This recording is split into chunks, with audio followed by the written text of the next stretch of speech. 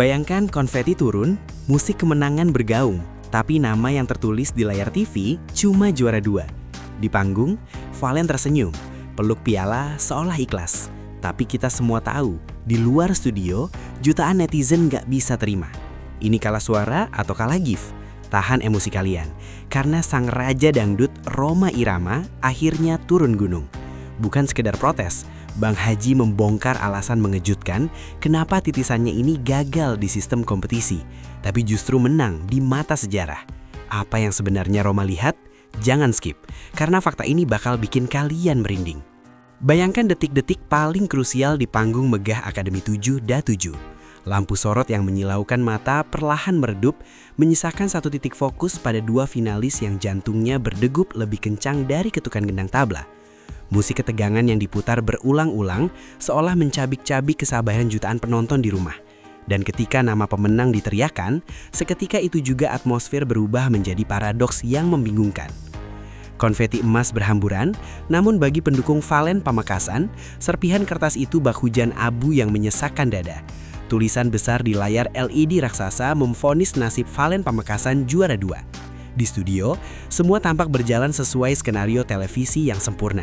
Ada pelukan, ada tangis haru, dan ada senyum lebar yang dipaksakan untuk menghormati etika siaran langsung.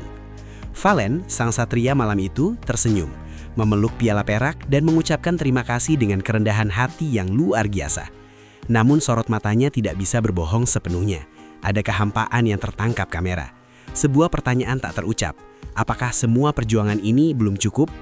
Malam itu, di balik gemerlap lampu Jakarta, jutaan hati patah serentak, merasa bahwa panggung dangdut sedang memainkan drama yang tidak adil bagi talenta sejati. Jika di dalam studio Indosiar suasana terkendali oleh arahan floor director, maka di dunia nyata, kekacauan baru saja dimulai. Di warung-warung kopi di Pamekasan, gelas-gelas dibanti pelan ke meja karena kecewa. Di ruang tamu rumah-rumah sederhana di pelosok desa, ibu-ibu menatap layar televisi dengan tatapan tidak percaya. Kok bisa? Adalah dua kata yang berdengung seperti mantra keputusasaan dari Sabang sampai Merauke. Suara Valen yang begitu berkarakter, yang mampu membuat juri menangis dan merinding di setiap babak, seolah tidak ada harganya di hadapan hasil akhir malam itu. Namun ledakan sesungguhnya terjadi di dunia maya. Timeline Facebook, Twitter, X, TikTok, hingga kolom komentar Instagram meledak dalam hitungan menit. Netizen Indonesia yang dikenal militan tidak sesantai Valen dalam menerima takdir ini. Mereka tidak butuh konveti, mereka butuh keadilan. Narasi-narasi pedas mulai bermunculan, mempertanyakan integritas kompetisi. Ini lomba nyanyi atau lomba kaya? Teriak salah satu akun. Suara sekuat itu kok bukan juara satu, timpal yang lain. Malam kemenangan itu berubah menjadi malam perdebatan nasional, di mana rasa kecewa publik menggumpal menjadi bola salju yang menggelinding liar, siap menabrak siapa saja yang dianggap bertanggung jawab atas kekalahan sang idola. Disinilah titik nadi permasalahan mulai terbedah secara brutal oleh publik. Kekalahan Valen Pamekasan membuka kotak Pandora tentang realitas kompetisi dangdut di era digital. Dulu, juara ditentukan oleh SMS yang dikirim dengan pulsa pas-pasan oleh rakyat jelata. Kini, terminologi baru muncul dan mendominasi virtual gift. Publik mulai melakukan investigasi mandiri layaknya detektif swasta. Screenshot perbandingan poin berterbangan di mana-mana. Grafik perolehan suara dianalisis dengan tajam.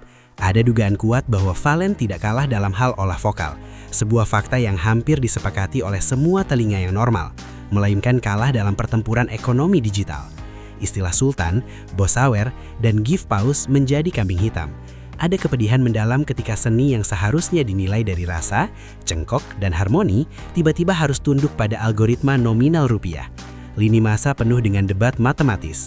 Apakah adil jika seorang penyanyi dengan kualitas grade A harus tumbang hanya karena lawannya memiliki dukungan finansial grade S dari segelintir orang kaya?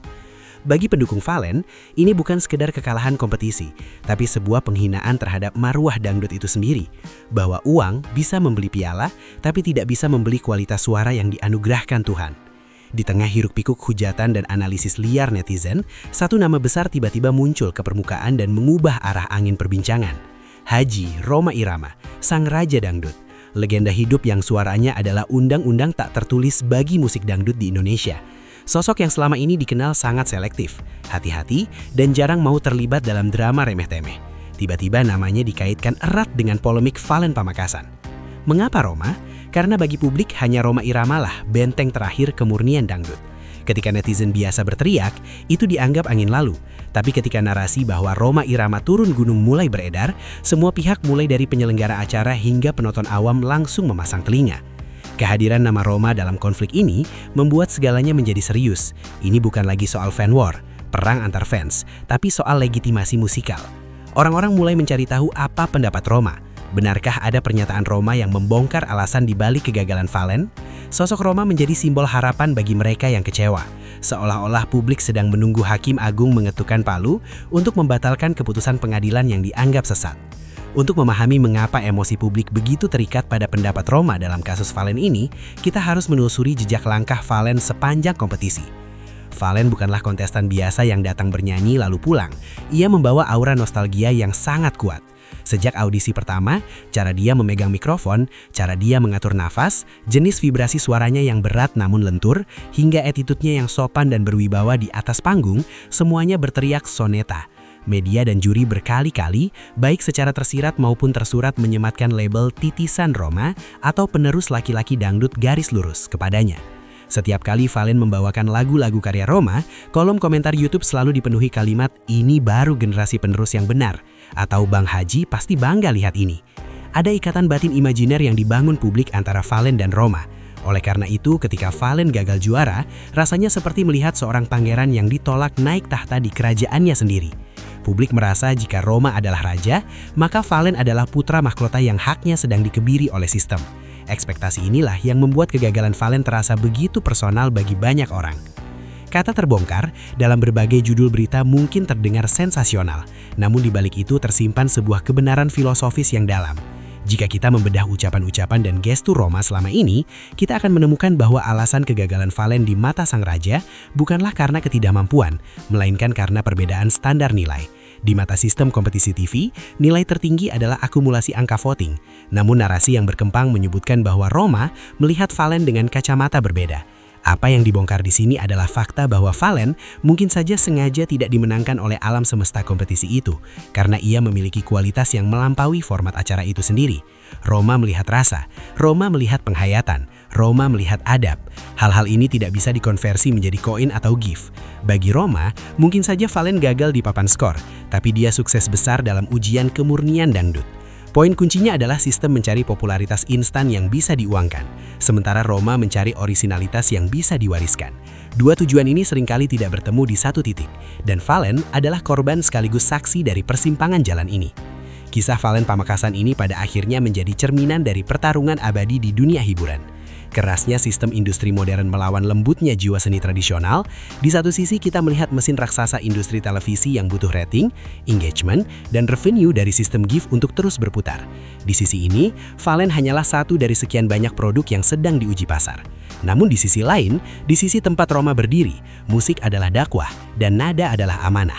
Di sisi ini, Fallen adalah pembawa pesan. Kegagalan Fallen meraih juara satu seolah menjadi bukti nyata bahwa mekanisme pasar tidak selalu berpihak pada kualitas terbaik. Omongan-omongan yang dikaitkan dengan Rhoma menyadarkan kita bahwa panggung DA7 adalah arena gladiator komersial, bukan konservatorium musik murni. Rhoma seolah mengingatkan, jangan heran jika emas murni kalah silau dengan plastik yang dipoles, karena di pasar yang salah, plastik lebih laku.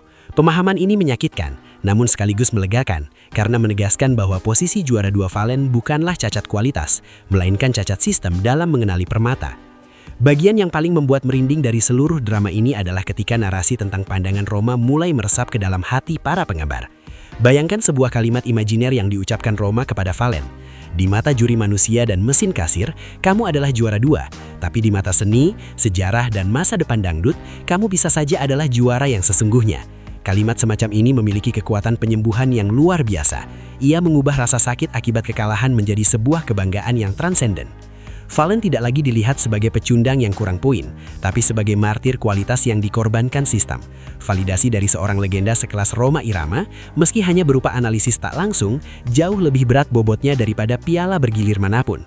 Rhoma Irama selalu mengajarkan bahwa seorang seniman harus memiliki akhlak yang baik, tidak sombong saat di atas, dan tidak hancur saat di bawah. Fallen mempraktikkan ajaran itu dengan sempurna di usia mudanya. Ketenangannya seolah berkata kepada dunia, saya tidak butuh validasi angka untuk tahu siapa saya. Sikap ini membuat publik semakin yakin bahwa alasan dia gagal juara 1 hanyalah masalah teknis duniawi. Sementara secara mental, dia sudah siap menjadi bintang besar yang tahan banting. Pada akhirnya, seluruh huru-hara tentang terbongkar alasan Rhoma Irama ini bermuara pada satu kesimpulan yang penuh harapan. Jangan-jangan ini semua adalah bagian dari skenario Tuhan yang lebih indah. Valen tidak ditempatkan di kursi juara 1 DA7 agar tidak terbuai dengan kemenangan instan. Ia dijatuhkan ke posisi 2 agar kakinya tetap menapak di bumi sementara karyanya melesat ke langit. Sejarah mencatat banyak juara kompetisi yang tenggelam telan zaman, sementara mereka yang kalah justru merajai industri. Mungkin alasan yang dibongkar Rhoma Irama sesederhana ini. Valen sedang disiapkan untuk kursi yang lebih besar, kursi pewaris, pelanjut, dan penjaga api dangdut di masa mendatang. Jika suatu hari nanti kita melihat Valen berduet resmi dengan Soneta atau merilis album yang meledak di pasaran, kita akan menengok ke belakang ke malam final DA7 ini dan tersenyum. Kita